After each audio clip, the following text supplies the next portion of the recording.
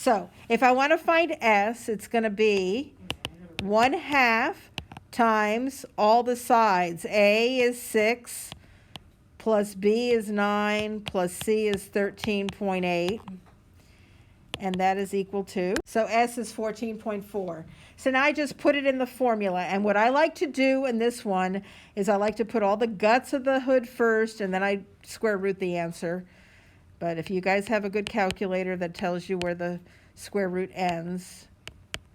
Yeah, it extends out the full way. Minus A, which is 6, times 14.4 minus 9 times 14.4 minus 13.8.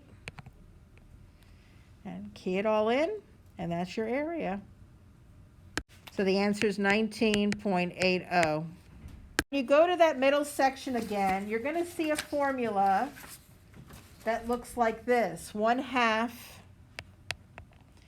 BC sine of big A equals K.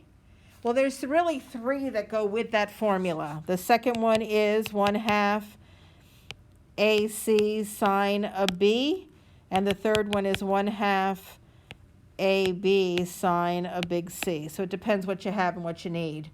You can find the formula with all that. So number 7 looks like this.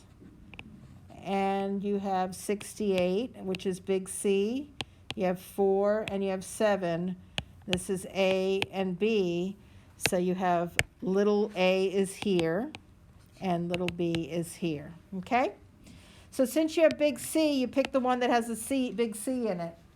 So the area of this triangle is so hard to find. It's 1/2 little a times little b times sine of 68.